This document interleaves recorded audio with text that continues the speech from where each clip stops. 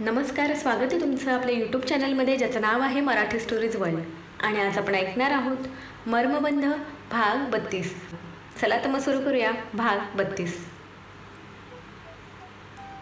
निशी मॅडमने आज बॉडीगार्ड बरोबर आणला होता, मानसी म्हणाली. हो ना, पण थँक्यू मानसी, तुझ्यामुळे वाचलो मी, पुरू म्हणाला. वेलकम, ती तोंड वाकडं करत म्हणाली आणि मला हसू अनावर झालं. मला हसताना बघून पुरूने आश्चर्याने बघितलं. ही का अशी हसत आहे, त्याने माझ्याकडे बघत मानसीला विचारलं. मला काय माहिती, तिलाच विचार, ती ठसक्यात म्हणाली आणि तिथून बाजूला गेली. मानसी मानसी, मी तिला आवाज देत होती, पण ती थांबतच नव्हती. काय ग, काय झालं, तू हसतेस आणि ती रागाने गेली, पुरूने गोंधळून विचारलं. तू तिला ताई म्हणाला ना, मी हसत म्हणाले आणि पुरूच्या सुद्धा चेहऱ्यावर हसू आलं. निशी, हसताना खूप छान दिसतेस तू, नेहमी अशीच हसत राहा, पुरू माझ्याकडे एकटक बघत म्हणाला. त्याच्या अशा बघण्याने माझ्या पोटात काहीतरी होत होतं, पण काय ते मला कळलं नाही. बहुतेक गुदगुल्या होतात तसंच काहीसं वाटत होतं. माझी नजर आपोआप खाली झुकली होती. निशी, कॉलेज चालू होणार आहे परवापासून, मग असं चोरून भेटायची गरज नाही. येतो मी, जाऊन आत्याला बघ, बिचाऱ्यांना उगाच पाडलं मानसीने, पुरू म्हणाला. काय, मानसीने पाडलं आत्याला, मी अविश्वासाने विचारलं. हो, मी पाहिलं होतं, पुरू हसत म्हणाला आणि जायला वळाला. बाय, मी त्याला बाय केलं आणि मानसीजवळ गेले. सॉरी, मी कान पकडले.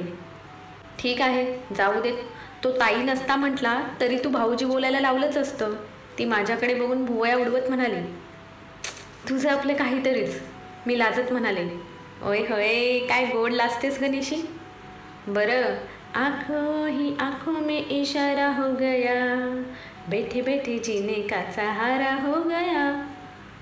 मानसी मला चिडवत होती आणि मला पुरूचं बोलणं आठवलं. आता चोरून भेटावं लागणार नाही. म्हणजे तो देखील? मी तर फक्त नाचायचीच बाकी होते आनंदात. आज खूप खास दिवस होता माझ्यासाठी.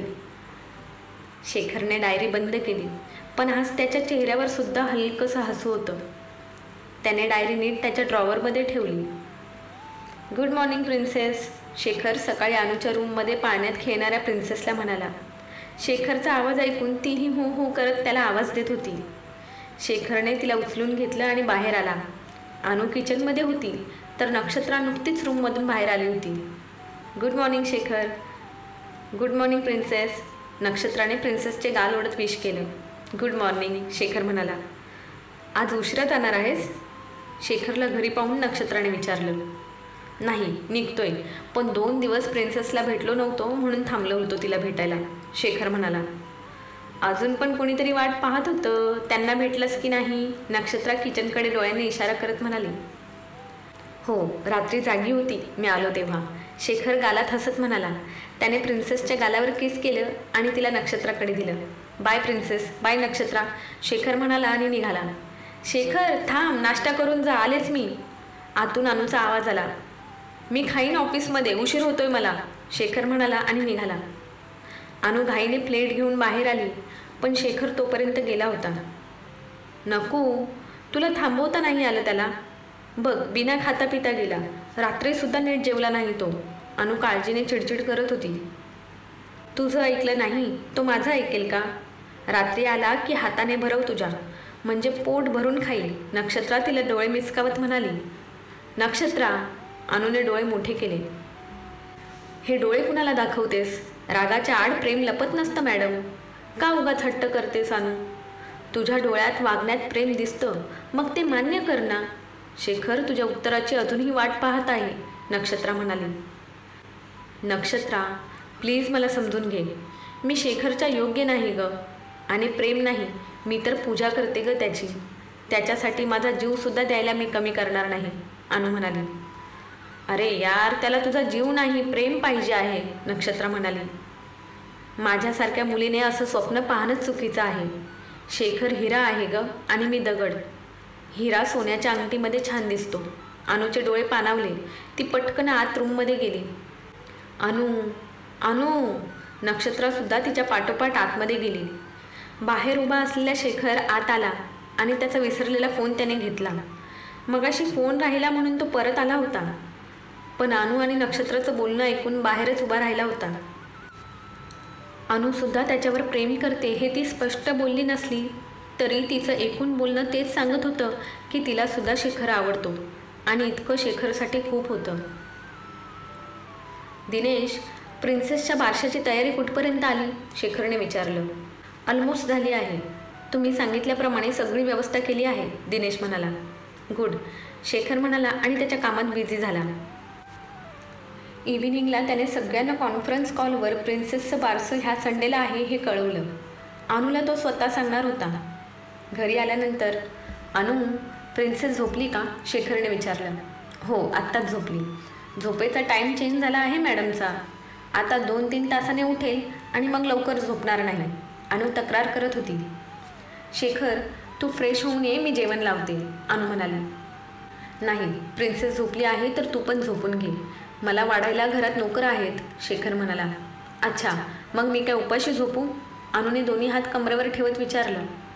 तू जेवली नाहीस? शेखरने आश्चर्याने विचारलं. नाही, अनु म्हणाली.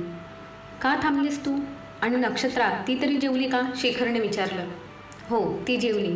आणि तू एकटा नीट जेवत नाहीस ना, म्हणून तुला कंपनी द्यायला थांबले, अनु म्हणाली. आलोच मी फ्रेश होऊन, शेखर म्हणाला आणि पटकन रूममध्ये गेला. जेवण छान झालंय, शेखर म्हणाला. थँक्स, अनु म्हणाली. तू का थँक्स बोलत आहेस? म्हणजे तू बनवलं आहेस का जेवण? शेखरने विचारलं. हो, शिकते थोडं थोडं, अनु म्हणाली. अरे वा, मस्तच. म्हणूनच चव वेगळी लागली आज मला, शेखर जेवण करत म्हणाला. हो, आणि अजून एक, आज थांबलीस तसं रोज जेवायला थांबायचं नाही. प्रिन्सेस लहान आहे, तिला उगाच त्रास नको, वेळेवर जेवत जा, शेखर थोडंसं दटावत म्हणाला. मग तू जरा लवकर येत जा ना जेवायला, अनु गाल फुगवत म्हणाली. आणि आजही त्याला तिचे ते गोबरे गोबरे गाल ओढावे वाटले. अनु, तुझे गाल की नाही, गाल कमी आणि फुगात जास्त वाटतो. आज बऱ्याच दिवसाने त्याने पहिल्यासारखे तिचे गाल ओढले. पण आज त्या स्पर्शाने ती मोहरली होती. तिच्या पूर्ण अंगावर शहारा आला होता. नकळत तिचे गाल लाल झाले होते. तिची नजर झुकली होती. अनु, प्रिन्सेसचं बारसं ह्या संडेला करायचं म्हणत होतो मी, शेखर म्हणाला. अनु म्हणाली. अगं नुसतं काय करते, तुला चालेल का ते सांग, शेखर हसत म्हणाला. शेखर, मी काय फ्रीच असते, कामं तुला असतात, त्यामुळे तुझ्या सवडीनुसार होऊ देत. अजून एक, शेखर, बारसं एकदम साधं आणि घरच्या घरी करूया प्लीज, अनु म्हणाली. मी आणि माझी प्रिन्सेस बघून घेऊ आम्हाला कसं बारसं करायचं ते, तू फक्त हजर राहा, शेखर मुद्दाम तिला चिडवत म्हणाला. हो का, ठीक आहे, मग करा कसं करायचं तसं, अनुसुद्धा नाक मुरडत म्हणाली. बरं, ते सोड, उद्या तू आणि प्रिन्सेस तयार राहा, मी संध्याकाळी लवकर येईल, मग शॉपिंगला जाऊया. आणि नक्षत्राला सुद्धा तयार राहायला सांग, शेखर म्हणाला. अनुबरोबर थोडा वेळ गप्पा मारून शेखर बेडरूममध्ये आला आणि स्वतःला बेडवर झोकून दिलं. दिवसभराच्या दगदगीने त्याला कधी झोप लागली कळलंच नाही. पण पहाटे मात्र त्याला लवकर जाग आली. परत झोपायचा शेखरने कंटाळा केला आणि ड्रॉवरमधून डायरी काढून त्याने वाचायला घेतली. डायरी, रुसलीस का गं माझ्यावर? सॉरी गं, पण काय करू, आजकाल वेळच नाही मिळत मला पुरूने समजावलं आहे. मी सुद्धा अभ्यास करू शकते आणि पाससुद्धा होऊ शकते. फक्त थोडी मेहनत घ्यायची गरज आहे. मी अभ्यास केला ना की मी सुद्धा नॉर्मल मुलांसारखं लक्षात ठेवू शकते. म्हणून मी रोज अभ्यास करते. लक्षात नाही राहिलं तरी वाचते, फक्त माझ्या पुरूसाठी.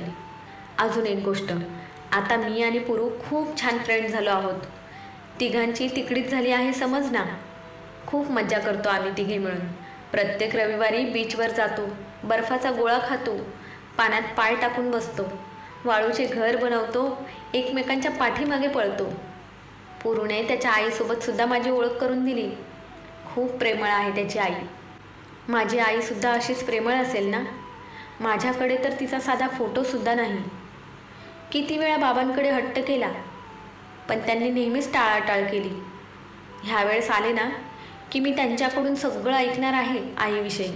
ती कशी होती, कशी दिसायची, अगदी सगळं. तुला माहीत आहे डायरी, मानसीचं लग्न ठरलं आहे. हो, आपल्या मानसीचं लग्न ठरलं आहे. एक्झाम झाल्या की लगेच लग्न आहे तिचं. आम्ही दोघी खूप खरेदी करणार आहोत तिच्या लग्नात. पण ती लग्न झाल्यावर इथून लांब जाणार आणि पुरू, तो सुद्धा जॉबसाठी शहरात जाणार. मग मी इथे एकटी पडणार गं. विचार करून सुद्धा मला त्रास होतो. मी मानसीला तर नाही थांबवू शकत, पण पुरू, त्याला कसं थांबवू? डायरीवर सुकलेल्या अश्रूंचे डाग दिसत होते. शेखरने पुढचं पान पलटलं. तुला माहीत आहे डायरी, आज ना एकदम खास गोष्ट आहे माझ्याकडे तुला सांगायला. आज आमचा शेवटचा पेपर होता. एक्झाम छान गेल्या. ह्यावेळेस मी सुद्धा बऱ्यापैकी पेपर सॉल्व केला होता. आज ना मी आणि पुरू दोघंच गेलो होतो किनाऱ्यावर. हो, खरंच दोघंच गेलो होतो. पुरूने मला हळूच कानात सांगितलं होतं, किनाऱ्यावर ये, पण एकटीच. त्याचे ओठ माझ्या कानांच्या एवढ्या जवळ होते की मला गुदगुल्या होत होत्या. अंगावर काटा उभा राहिला होता. त्याचा ओझरता स्पर्शसुद्धा मला वेळ लावून जातो ग. त्याच्यापासून लांब असले की वाटतं त्याच्या जवळ असावं, आणि तो जवळ असला की मला काय होतं मलाच माहीत नाही. हातपाय आपोआप थंड झाल्यासारखे वाटतात. हृदयाची धडधड वाढते. प्रेमात पडले आहे मी त्याच्या. वेड्यासारखं प्रेम करते मी त्याच्यावर. आज ना मी आत्याची नजर चुकून गेले किनाऱ्यावर. तिला सांगितलं मला झोप येते, मला उठू नको, आणि मागच्या खिडकीतून शिडीने खाली उतरले. पहिल्यांदा असं चोरून बाहेर गेले. काय मज्जा आली म्हणून तुला सांगू. अगोदर तर जरा भीती वाटली, पण जसं घराच्या बाहेर आली ना, मला एकदम पिंजऱ्यातल्या पक्षाला बाहेर आल्यावर कसं वाटलं असेल ना, तसं मला वाटत होतं. पुरू माझी वाट पाहत उभा होता. मला पाहिलं तसं त्याच्या चेहऱ्यावर हसू आलं. आम्ही दोघे आमच्या रोजच्या ठिकाणी जाऊन बसलो. निशी, आज खूप सुंदर दिसत आहेस तू ह्या पिंक कलरच्या सलवार सूटमध्ये. पुरू माझ्याकडे अनामिष नजरेने बघत होता. त्याची नजर बघून माझी नजर खाली झुकली. गाल लाल झाले. निशी, त्याने त्याचा हात अलगद माझ्या हातावर ठेवला, आणि मी मान दुसऱ्या बाजूला करून लाजत होते. त्याने माझा हात अजून घट्ट पकडला, आणि मी दुसऱ्या हाताने माझा चेहरा झाकून घेतला. तो जरा अजून माझ्याकडे सरकला. त्याने माझा हात खाली घेतला आणि हनुवटीला धरून त्याच्याकडे माझा चेहरा केला. मी लाजून लाल झाले होते. पुरू, प्लीज, मी लाजत म्हणाले. माझी नजर जमिनीला खिळली होती. पायाच्या अंगठ्याने मी वाळूत खड्डा करत होते. किती लाजतेस ग तू. चेहरा बघ जरा, कसा गोरामोरा झालाय तो. पुरू माझ्याकडे बघून बोलत होता, पण त्याच्या डोळ्यात बघायची माझी हिंमत होत नव्हती. तुला आवडलं नाही का माझं तुझ्याजवळ येणं? पुरूने विचारलं. असं काही नाही, मी लाजत म्हणाले. मग माझ्याकडे का बघत नाहीस? पुरूने माझा चेहरा उंजळीत घेत विचारलं. पुरू, तू मला सोडून तर जाणार नाहीस ना? माझे डोळे भरले होते. ए वेडे, हा हात काय मी सोडायला पकडला आहे का? अजिबात नाही. आता ही निशी पुरूची आहे, आणि हा पुरू निशीचा. पुरू म्हणाला, आणि मी त्याच्या कुशीत शिरले. आज डोळे निरंतर वाहत होते, पण हे अश्रू आनंदाचे होते. माझं प्रेम, माझं हक्काचं प्रेम मला मिळालं होतं. माझा पुरू फक्त माझा होता. आज कधी नाही ते मी खूप बोलत होते, आणि पुरू ऐकत होता. निशी, माझी वाट पाहशील ना? पुरू म्हणाला. पुरू, असं का विचारतोस रे? तुला विश्वास नाही माझा? मी त्याला विचारलं.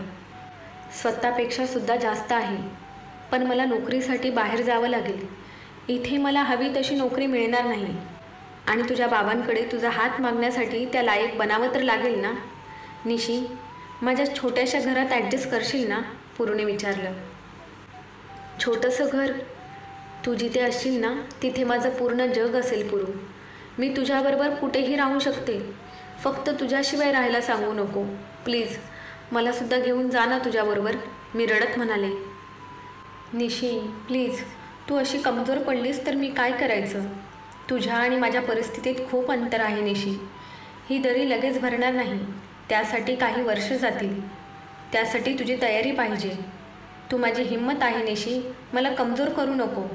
माझ्या आयुष्यात तुझ्याशिवाय कोणीच येणार नाही. हे वचन देतो मी तुला, ह्या समुद्राला साक्षी ठेवून, पुरू म्हणाला. पुरू, मी सुद्धा कधीच तुझा सोडून दुसरा कुणाचाच विचारसुद्धा मनात आणणार नाही, आणि तुझी वाट बघेन मी माझ्या शेवटच्या श्वासापर्यंत. आम्ही एकमेकांना वचन दिलं. निशी, पुरूने आवाज दिला. मी त्याच्या खांद्यावर डोकं ठेवून बसले होते. निघूया, खूप उशीर झाला आहे. रात्र व्हायला आली आहे, पुरू म्हणाला. मला तिथून निघावंसं वाटत नव्हतं, पण तशीच नाइलाजाने निघाले. पुरूने मला वाड्याजवळ सोडलं, आणि तो निघून गेला. किती प्रेम आहे दोघांचं एकमेकांवरती. कदाचित हेच माझे आईवडील असावेत, शेखर विचार करत होता. तो पुढचं पान उचकणार तोच प्रिन्सेसच्या रडण्याचा आवाज आला आणि शेखर बाहेर गेला. तर अनु तिला बाहेर हॉलमध्ये फिरवत होती. हे गोलूमोलू, आज लवकर उठलीस तू? शेखर प्रिन्सेसकडे पाहत म्हणाला आणि तिने शेखरकडे झेप घेण्याचा प्रयत्न केला. शेखरने तिला अनुकडून घेतलं. प्रिन्सेसला शेखरकडे देताना त्याच्या हातांचा अनुला स्पर्श झाला आणि तिच्या अंगावरून सरसरून काटा आला. तिच्या अंगावरची लव उभी राहिली होती. तिने नजर चोरत प्रिन्सेसला शेखरकडे दिलं. शेखरला अनुचं वागणं जरा वेगळं वाटत होतं आजकाल. अनु, तुला बरं वाटत नाही का? शेखरने विचारलं. बरी आहे मी. का असं का विचारत आहेस? अनुने विचारलं. माहीत नाही, 2-3 दिवस झाले तू जरा बदललेली वाटत आहेस म्हणून विचारलं. शेखर तिच्याकडे बघत म्हणाला. कॉफी पाहिजे का तुला? अनुने नजर चोरत विचारलं.